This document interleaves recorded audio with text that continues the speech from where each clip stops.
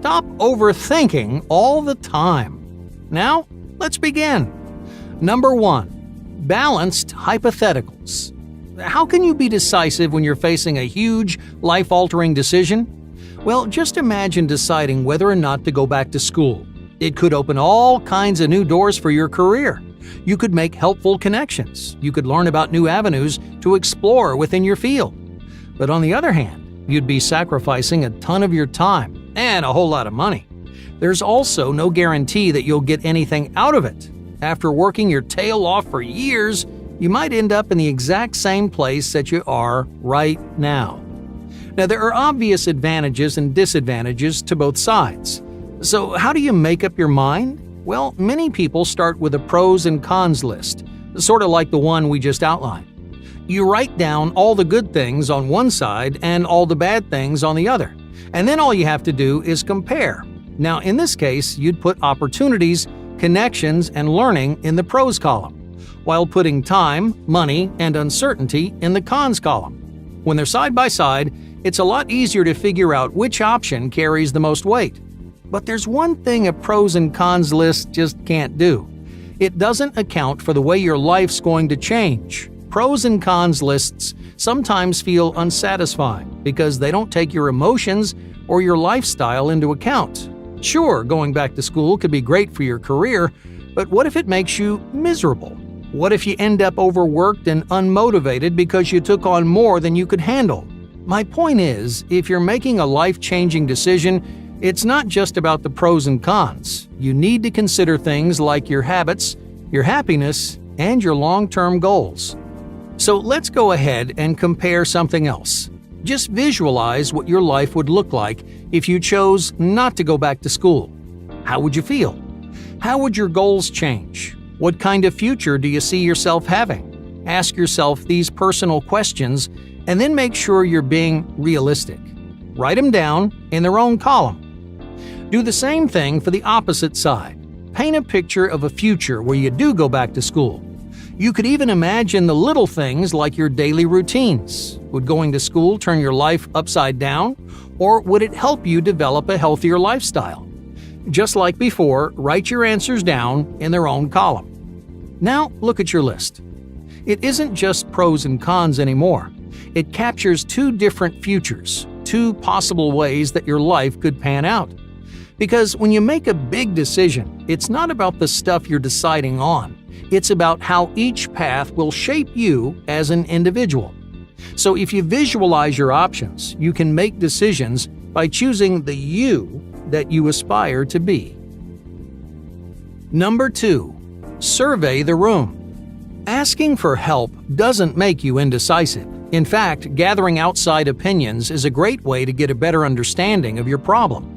So if you're having an impossible time with something, take a quick survey. Talk to your friends, your coworkers, or family members. Explain the situation and see what they think. This strategy works for a couple of different reasons. The first is that it gives you some new perspectives. Chances are you've been mulling over this issue for a long time. You've tried to approach it from every possible angle, but there's only so much that you can see. So whether you like it or not, you'll end up recycling the same points over and over again. Hey, don't worry. It's not your fault. You're just too invested in the problem to take a genuine step back. But your friends aren't. They can approach the same issue with a clear head and rational state of mind. So they might see things you never could. The second reason that surveys work has nothing to do with the people you're asking. It comes directly from you. As you explain the same information several times, you're basically talking yourself through the problem. By your fourth or fifth explanation, one option is going to start pulling ahead. And without realizing it, you'll be making better arguments for one side over the other. At that point, you don't really need people to weigh in on your decision. If you're leaning in one direction, you've already made up your mind. Number 3. The incomplete picture. Overthinkers feel like something's missing from every decision that they make. There's always more information they need to know, more options they need to explore, more perspectives they need to get.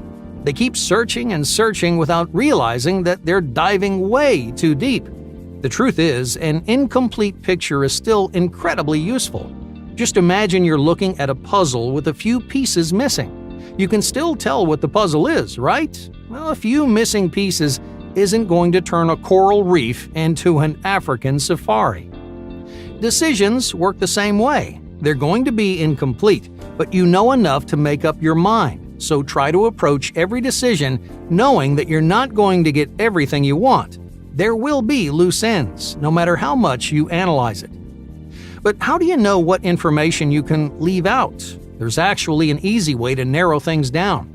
You just need to figure out the pieces that you absolutely can't live without. Let's say you're trying to choose between two jobs. Just ask yourself what factors would make you choose one job over the other. Is it salary? A good location? Maybe you're looking for more responsibility. If it's important enough to change your mind, well, then it's something you need to know. But if not, you can probably see the bigger picture without it. Number 4. Live by the numbers. When your mind is moving 1,000,000 miles an hour, you need some kind of anchor to hold you down, something stable and concrete.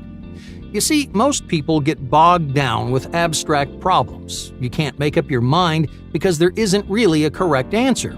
Everything's opinion-based. It's all up in the air. You might be feeling option A one day and then option B the next. But what if I asked you this? Which is more money, $5 or $100? Yeah, obviously $100. It's not an opinion, it's just a fact. You're not going to wake up one morning and suddenly think $5 is worth more.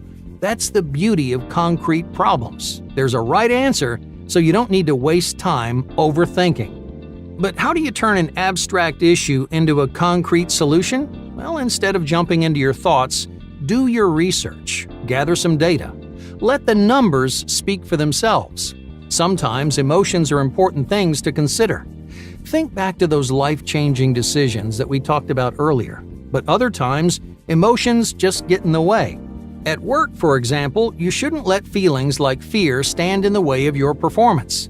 You have to be decisive, and more importantly, you need to feel confident that you're making the right call. Living by the numbers doesn't just show you the most rational option, it gives you a reason to believe in your decision. I can't understate how important this is, because the more you believe in yourself, the more decisive that you'll be in the future. Number 5. Understand your gut. The phrase, go with your gut, gets thrown around a lot. It means you should follow your intuition. Choose the option that feels right, even if you aren't entirely sure. But many chronic overanalyzers think this advice is a bunch of nonsense, and for good reason. How can your gut understand all the details of a really complicated situation? Yeah, sure, your gut reaction may make sense in the moment, but how does that decision affect you in the long run? Overthinkers don't like to use their intuition because they're worried it doesn't know the whole story. But your intuition isn't some wishy-washy flip of the coin. It's a genuinely effective decision-making tool. Why is that? Well, because it's a product of years of experience. Even if you can't consciously recall why one option feels better than the other, that doesn't mean it's random. Your intuition is an educated choice based on all your successes and failures. That's why some instincts are more valuable than others. Just think about it. The instincts of a CEO with 40 years under her belt are worth a whole lot more than the instincts of a new intern. Thanks to all her experience, her instincts have been refined and developed. So, if you want to stop overthinking, just learn to trust your intuition. You may not know what to do, but there's a good chance your gut does. Number 6. Flood the negatives with positives. Overthinking is a destructive cycle, especially for your productivity. When you realize you're diving too deep, what do?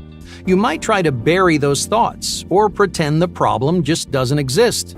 But it's almost like a song that's stuck in your head. The more you try to ignore it, the catchier it gets.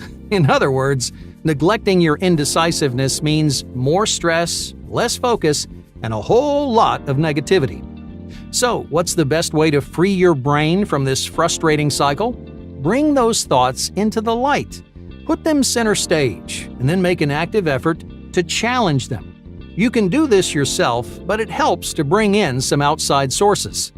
Books, videos, and podcasts are all great tools to get you thinking about your decisions in a more positive way. They'll leave you feeling motivated and confident, which ultimately makes you more decisive. So instead of pretending your obstacles aren't there, get inspired to challenge and overcome them.